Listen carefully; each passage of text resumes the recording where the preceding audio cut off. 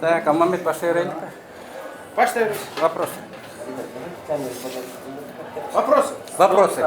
Ваше первое ощущение, когда вы услышали решение суда? Кыргызча айтпасаңыз, мен негізге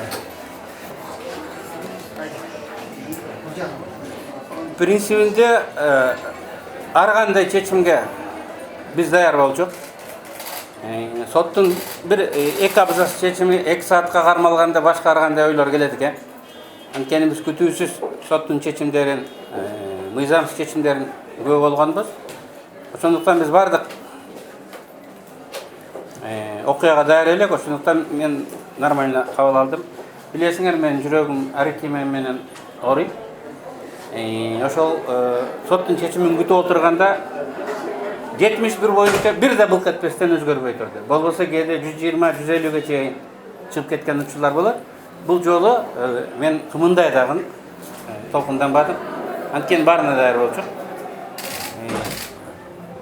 Бул корабльды кызыл парусу менен мен 50 жылдыгыма ошол дүйшөн 60 жылдыгыма беле кылган экен. Бул ошол түрмөдө жаткан усталардын жасаган түрмөдө бош убакта кээ бирлери ошол окшогон мындай иштерди жасашат.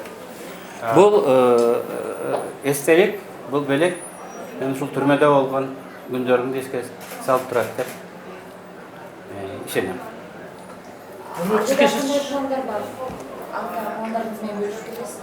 Пландар сот менен актаган жок. Иш кайра каралууга жөнөдү. Ошондуктан кийинки биздин аракетибиз ушу сот процессине бурулат.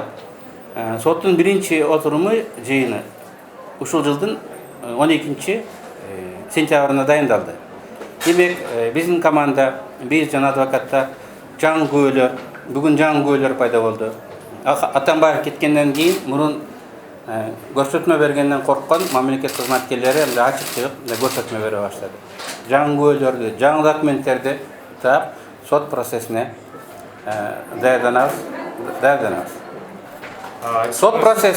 Биздин сот процесси биздин коргонуу концепциябызга ылайык. Бул өзүбүз актоо гана эмес, мурунку бийликтен өзүм билем деген мыйзамсыз беспредел экен жүзүн ачуу болот деп мен пландаштырдым. Бирок мен айткан шерим булча айткандай, бул өч алуу болбош керек. Атамбаев жана анын айланасындагылар эгер мыйзам бузган болсо, Кыргызстандын кызыкчылыгына зыян келтирген болсалар, мыйзам алдында, тарых алдында жооп бериш керек. Алардын сот процесси өзү соттун зомбулугунан, мыйзамсыздыгынын курманы болгон адам катары Атамбаевдин үстүнөн жүрүп жаткан тергөө дагы, сот дагы адилеттүү, айкын, эл алдында ачык болуш керек. Биринчи кезекте элди ынандырыш керек. Мен интервьюларымдын биринде айткам, Атамбаевка капа болуп, ага жамандык тилегенге балким менде мындай негиз бар. Бирок ал саясий туткун болушун, саясий туткун деген статус алышын мен каалабайт элем. Анын кылмышы тергөө органдары так далилдеш керек. Сот айкын эл алдында элди ынандырып чечим кабыл алыш керек деп ойлойм. Эми бул Жээнбеков менен Атамбаевдин ортосундагы мамиле жөнүндө дагы айтпасам болбойт. Көп адамдар ал экөөнүн ортосундагы конфликтти жеке адамдардын конфликти, бийлик талаш үчүн күрөш конфликти деп айтып келип атат. Балким кандайдыр бир мааниде ошондой болушу, ошондой көрүнүшү мүмкүн. Чындыгында муну Кудай берди дегендей, бул конфликт мурунку бийликтин жүзүн ачып атат. Жаңы кийинки келе турган бийликтерге кандай жасасак болбой тургандыгын көргөзүп атат. Кыргызстан өз элине эле эмес, коңшу элдерге дагы үлгү көргөзүп президент түзүп атат. Президенттер эртеби кечпи түшөт. Эгер мыйзам бузган болсо, алар эртеби кечпи жооп берет деген стереотипти биз ушул Орто Азияга Кыргызстанга, бүтүн Орто Азияга мындай жайылдырабыз. Мен ойлойм, мына ушул бүгүнкү болуп аткан саясий окуянын тарыхый мааниси мына ушунда. Тарыхый президент түзүлөт. Ошондуктан мен муну эки адамдын мамилеси катары, анан бүгүнкү кыска тарыхый рамкада эмес, кеңири тарыхый рамкада караш керек экендигин баса белгилегим келет. Буга чейин сиз ошо сот залында эле сизге өкүм чыгардан мурун айттыңыз эле, мен баары бул иш мени камай албайсың, мен кол чабуулар менен баары чыгам деп.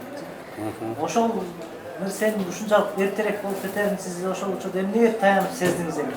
Көбү сизди азыр көрөгөчтүк кылган экен деген сыяктуу нерселерди айтып атпайбыз. Бул жерде логика беле же башка жагдайлар, башка маалыматтарыңыз барбы?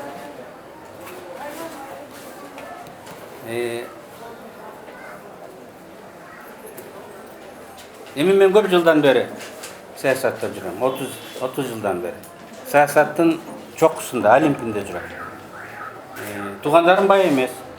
Туугандарымдын бири чоң мамлекеттик кызматта эмес. Бирок 30 жылдан бери жүрөм. Чокусунда.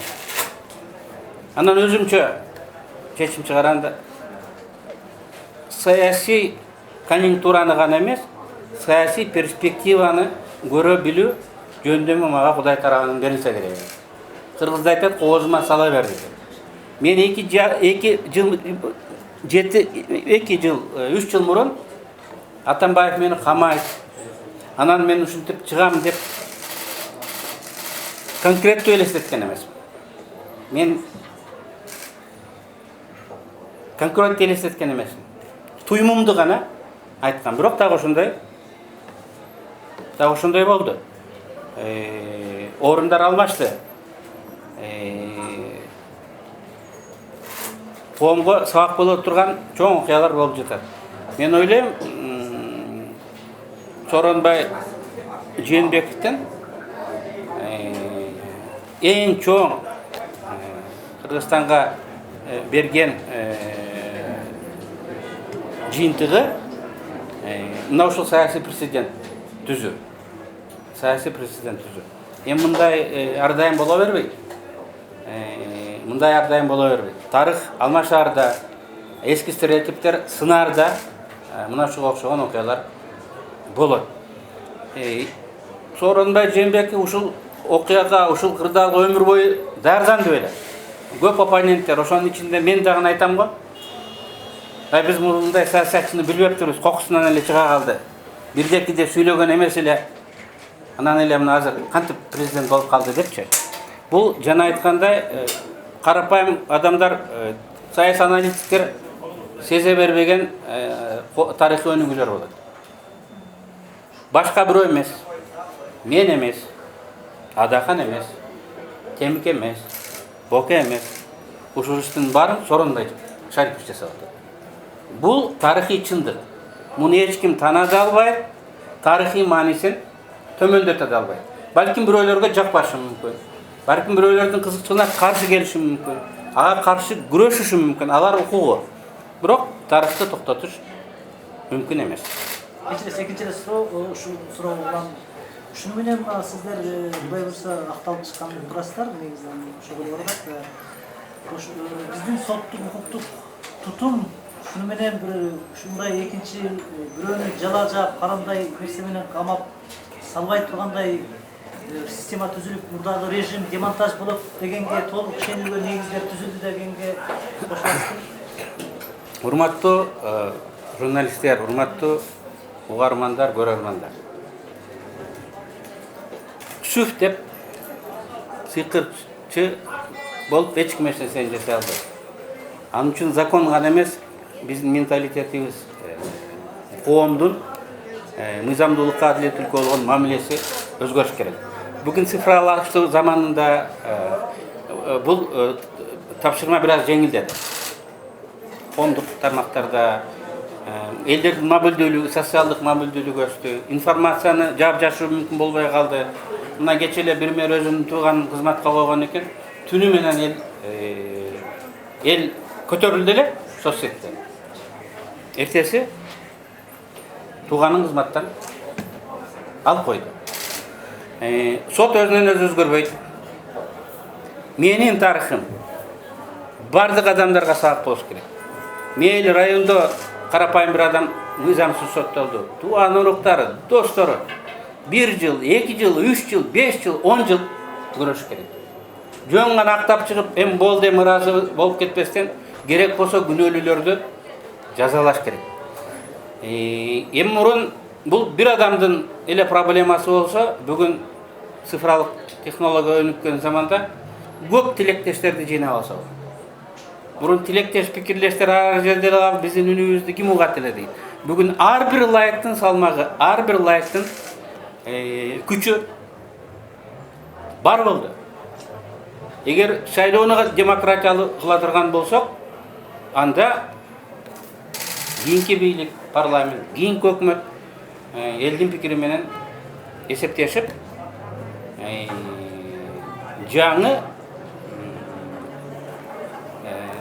жаңыча иштейт деп мен ишенем. Ушул жерде азыр митинг учурунда мурдагы жогорку кеңештин төрагасы Медет Нашерипович айтып өттү да, сиздерге чакырык катары, кабыл катары өч алуу болбош керек депчи. Бирок ошол учурда укукта бир маселе бар да, кылмыш жазасыз калбаш керек депчи. Ошол Маевский бул жерге алып келип уюштурган адамдар, аткаруучулар ошол иштердин баардыгын, кылмыш иштердин баардыгын уюштургандар жазасын алыш керекпи? Эгер алар жазасын мен адам катары кечирдим. Кыргызда айтат, жакшылык менен бүткөн иш барын жууп кетет. Эгер мен ошол жерде чыкпай жок болуп кетсем, балким кек болот эле. Жакшылык менен бүттү, мен жеке аларды кечирдим, алар жөнүндө куугунтуктагым келбейт. Бирок мамлекеттик саясат болуш керек. Баары болбосо дагы буйрук бергендери жазаланыш керек. Мына бүгүнкү тергөө технологиясы кызматташуу деген институт менен чабактарын, аткаруучуларын четке сүрүп коюп эле негизгисин кармап атпайбы? Биздин учурда дагы мен ойлойм, ушул негизги фигурант, негизги ушул заказ берүүчүлөр жооп бериш керек. Ал эми буйрук аткаргандар дагы карап көрүш керек. Ар кимдин ролу эми ар башка. Суроңуздар. Бүтсө, рахмат. Менде бир суроо көчүрөсүз. Акыркы суроо. Эгерде баары сиздер күткөндөй болуп, ушундай сот адилеттүүлүгү уланып, ушундай жыйынтык сиз толук акталсаңыз, 2 жылкы парламенттик шайлоого даярданып катышасызбы? Мен мандатым жөнүндө айтып коюшум керек. Мандат жөнүндө. Мандат азыр менин планымда жок. Азыр мен саясий реабилитация, юридикалык жана саясий реабилитация болуу менин негизги максатым. Сиздин саясий келечегиңиз Анан эгер акталган чечим чыккандан кийин мандат маселесин саясий кеңеш менен кеңешип көрөбүз. Мен үчүн ал негизги маселе эмес. Мен түрмөдө болсом да партия управляемостун жоготкон жок. Партия башкарылып турду. Мен түрмөдө болсом дагы фракция тарап кетип, мындай башкарууну жоготкон жок. Бир багытта, бир пикирде мындай иштеп турду. Эгер мен парламентте болбой, партияда ушул жерде олтурсам деле, мен ойлойм, партиядагы утушка толук мындай болот. Ошондуктан мен мандат маселесин мындай орусча айтканда однозначно деп эсептебейм. Ал ар кандай чечим болуп калышы мүмкүн. Бирок партиядагы саясий ишмердигиңиз улантыла береби? Мен сот кандай чечим чыгарбасын, партиялык ишти жүргүзөм. 2 жыл 7 ай жүздөгөн адамдар физикалык мындай келип чуркап жүрүштү. Миңдеген адамдар жерлерде ар кандай формалар менен өзүнүн пикирин билдирип күрөшүп жүрүштү. Менин тагдырым үчүн эмес, биз карманган принциптер, биз карманган идеялар үчүн алар ушинтип жүрүштү. Аларды таштап четке чыга берүү менин оюмча мен үчүн чыккынчылык болот. Биз саясий ишибизди ошонун ичинде партиялык формада улантабыз. Рахмат. Болды, рахмат. Пойду. Да. Там народ ждет. Обновление, абсолютно незнакомые новые лица. Журналисты, да? Почему старые есть? Да, есть. Приятно. Güzel bayram. Güzel bayram. Kılması. Жақсы. Аман есен. Nормально.